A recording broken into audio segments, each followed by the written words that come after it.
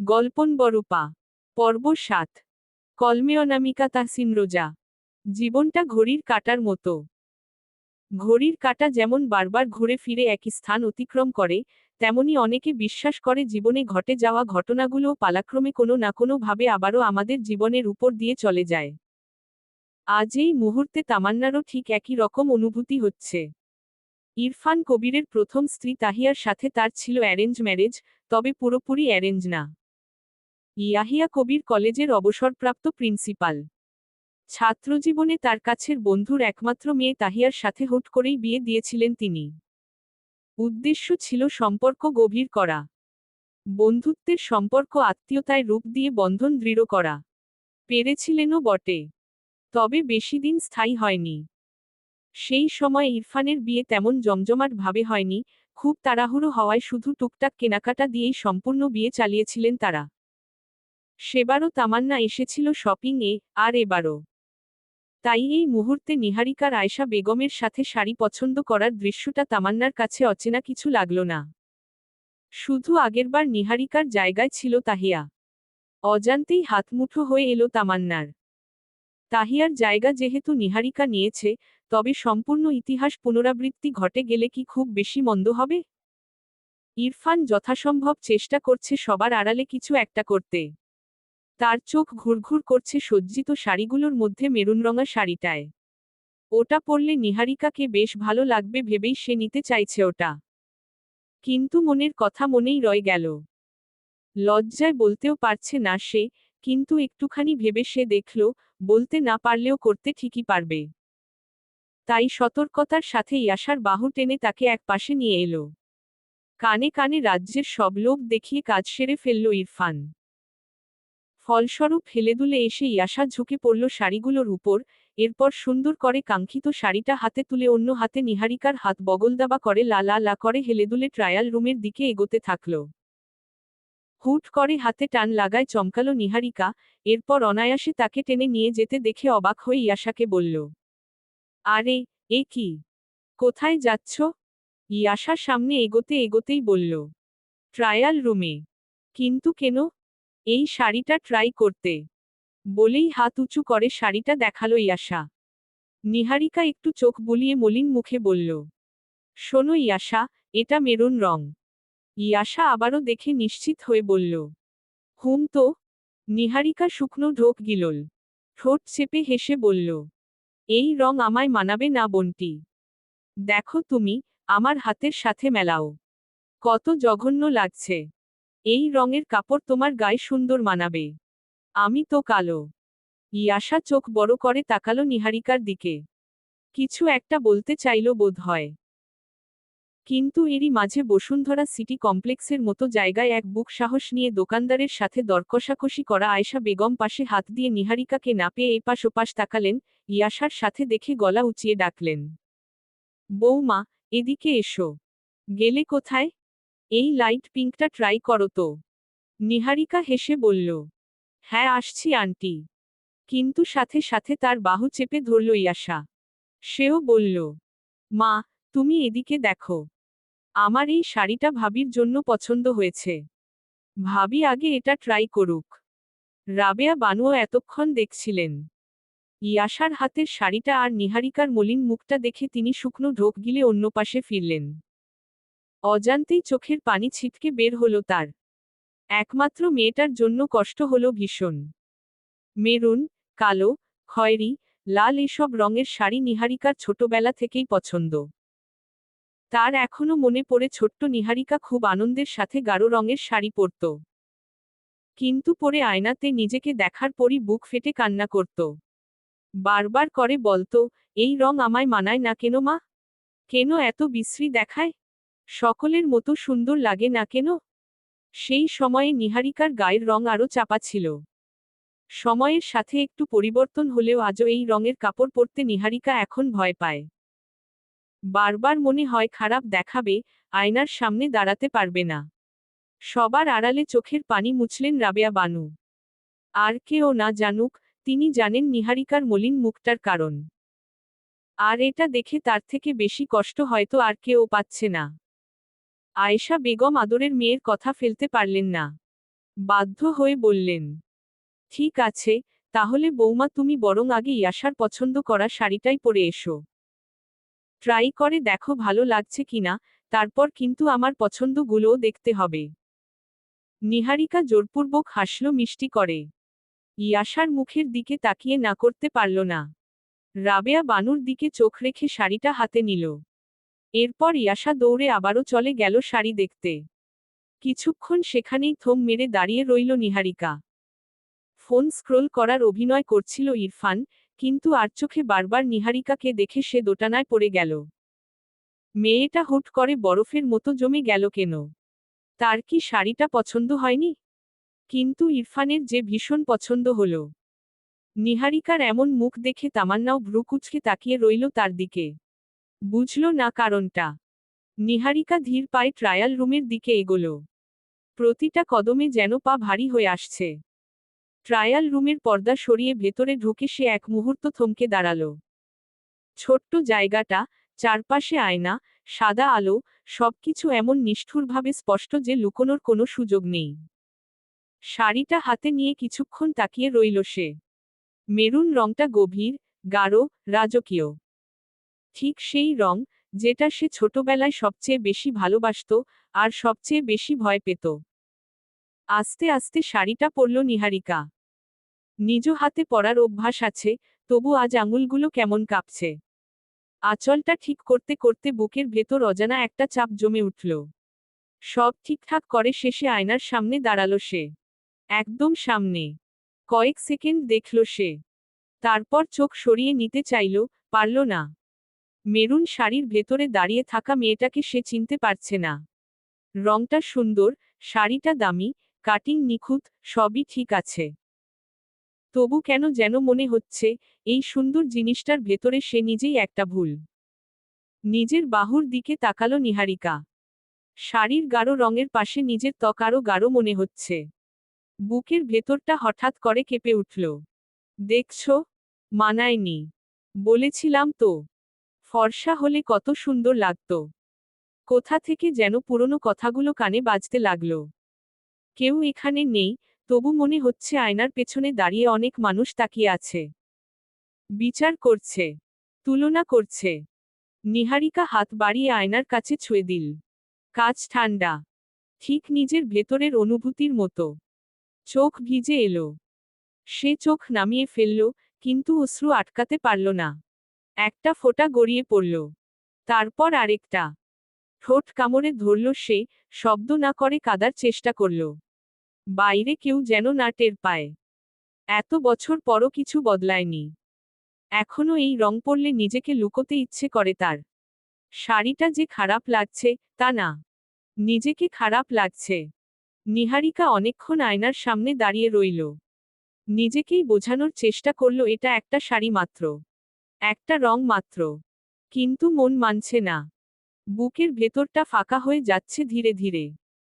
বাইরে হালকা কোলাহল, মানুষের কথা, হাসি, সবকিছু দূরের মনে হচ্ছে। এখানে শুধু সে আর তার প্রতিচ্ছবি। আর সেই পুরনো ভয়, যেটা কখনো পুরোপুরি তাকে ছেড়ে যায়নি। শেষমেশ আঁচলের এক কোণ দিয়ে চোখ মুছে নিল নিহারিকা। গভীর একটা শ্বাস নিল। নিজেকে সামলে নিয়ে খুব আস্তে বলল, বোকার মতো কাদার কিছু নেই। যা সত্যি, যা বাস্তব, তাই। বাইরে সবাই অপেক্ষা করছে। তবু আয়নার সামনে থেকে সরে যেতে তার পা উঠল না সঙ্গে সঙ্গে। আরও কয়েক সেকেন্ড দাঁড়িয়ে রইল সে। এরপর ঠোঁট গোল করে দীর্ঘশ্বাস ফেলল। আজব। সে তো আর আগের মতো দুর্বল নেই। গায়ের রং দিয়ে বিচার করা মানুষদের ঘৃণা করতে শিখেছে সে। তাহলে কিসের এত ভয়? আর ইরফান কবির তো তাকে দেখেছেই। সব কিছু ভেবে নিহারিকা ট্রায়াল রুম থেকে পর্দাটা সরিয়ে ধীরে শাড়ির কুচি ঠিক করতে করতে বেরিয়ে আসলো। একদম সেই মুহূর্তে ইরফান ফোনের স্ক্রিনে চোখ রেখে দাঁড়িয়েছিল। কি দেখছিল, নিজেও জানে না। আঙুলের ফাঁকে ফোনটা আলগা হয়েছিল এমনিতেই। হঠাৎ করেই চোখের কোণায় নড়াচড়া টের পেল সে। অভ্যাসবশত মাথা তুলল, আর ঠিক তখনই যেন সময় থমকে গেল। মেরুন শাড়িতে দাঁড়িয়ে থাকা মেয়েটাকে এক মুহূর্তের জন্য চিনতেই পারল না ইরফান। তার চোখ স্থির হয়ে গেল। বুকের ভেতর কোথাও একটা অদ্ভুত ধাক্কা খেল। আঙুলের চাপ আলগা হতেই ফোনটা হাত ফসকে নিচে পড়ে গেল, ধপ করে শব্দ তুলে মেঝেতে আছড়ে পড়ল। কিন্তু সে শব্দে কারো খেয়াল গেল না। কারণ সেই মুহূর্তে তাকিয়ে থাকার মতো দৃশ্য ছিল সামনে। শাড়ি পরিহিত নিহারিকা। শাড়িটা তার গায়ে অদ্ভুতভাবে মানিয়ে গেছে। মেরুন রংটা আর ভারী লাগছে না, বরং তার ত্বকের সাথে মিশে গিয়ে এক ধরনের গভীর সৌন্দর্য তৈরি করেছে। লাজুক ভঙ্গিতে ঠিক করা আঁচল, একটু নিচু করা চোখ, ঠোঁটের কোণে অজান্তেই জমে থাকা স্নিগ্ধতা, সব মিলিয়ে সে যেন কোনো সাজানো বধূ নয়, বরং জীবন্ত অনুভূতি। দোকানের ভেতর কয়েক সেকেন্ড নিস্তব্ধতা নেমে এলো। তারপরই, আল্লাহ, ভাবি নাকি? এত সুন্দর! বৌমা, কি দারুণ মানিয়েছে! একসাথে কয়েকটা কণ্ঠ ভেসে এলো। আয়েশা বেগম বিস্ময় হাতচাপা দিলেন মুখে। ইয়াশা তো প্রায় লাফিয়ে উঠল। আমি তো আগেই বলেছিলাম। বলেছিলাম না এই রংটা ভাবির জন্য পারফেক্ট। আমার চয়েজ আছে বর্ষ। বলেই নিজেকে বাহবা দিল ইয়াশা। জ্যোতি হাততালি দিয়ে উঠল। ও মাই গড, নিহু! তুই সিরিয়াসলি ব্রিথটেকিং! কি জোস লাগছে! আয়েশা বেগম ইয়াশার মাথায় গাঁটটা মেরে বললেন। হ্যাঁ রে ইয়াশা, তোর পছন্দ কবে থেকে এত হাইফাই হলো বলতো? এ তো একদম ঠিকঠাক ভাবে মানিয়ে গেছে নিহারিকাকে। কি মিষ্টি লাগছে! বলেই তিনি মাথা ঘুরিয়ে ইয়াহিয়া কবিরকে খুঁজলেন। দুই কর্তা গল্পে মশগুল ছিল। আয়েশা বেগম ডেকে বললেন। হ্যাঁ গো, ইরফানের বাবা। দেখো তো বৌমাকে কেমন লাগছে? ইয়াহিয়া কবির চোখের চশমা ঠিক করে বললেন। রাজরানী লাগছে। মাশা আল্লাহ! তাহলে এটাই ফাইনাল করলাম। সবাই একসাথে বলে উঠল, নিশ্চয়ই। নাইমুল ইসলামের চোখও মেয়ের রূপ দেখে টলমল করে উঠল। সবাই হেসে উঠল। নিহারিকা হতভম্ব হয়ে দাঁড়িয়ে রইল।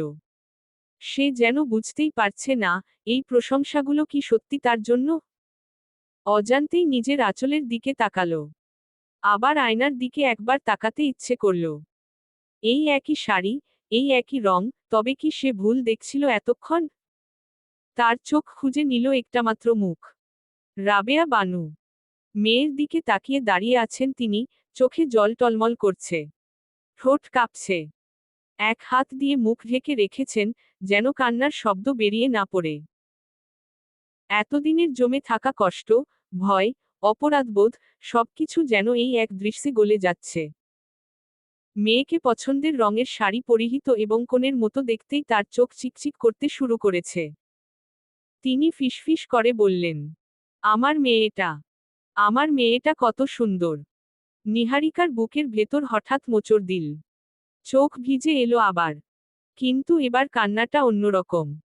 তারপর সে বেশ অস্বস্তি নিয়ে ধীরে ঘুরে তাকালো ইরফানের দিকে। ইরফান তখনও একই জায়গায় দাঁড়িয়ে আছে। এক পা এগোতে পারেনি, এক শব্দও বের হয়নি মুখ থেকে। চোখ দুটো স্থির, বিস্ময় ভরা। যেন এই প্রথমবার সে নিহারিকাকে দেখছে। কোনো বিচার নেই, কোনো তুলনা নেই, শুধু নিখাদ মুগ্ধতা। নিহারিকা এক মুহূর্ত থমকে গেল। এই মানুষটার চোখে নিজেকে এমনভাবে দেখবে, এটা সে কল্পনাও করেনি। অজান্তেই তার ঠোঁটের কোণে একটা ক্ষুদ্র, অনিশ্চিত হাসি ফুটে উঠল। সবাই নিহারিকার দিকে নজর দিলেও তামান্নার নজর ছিল ইরফানের উপর। একইভাবে নিহারিকাকেও দেখল সে। এরপর মুচকি হেসে এগিয়ে গেল ইরফানের দিকে।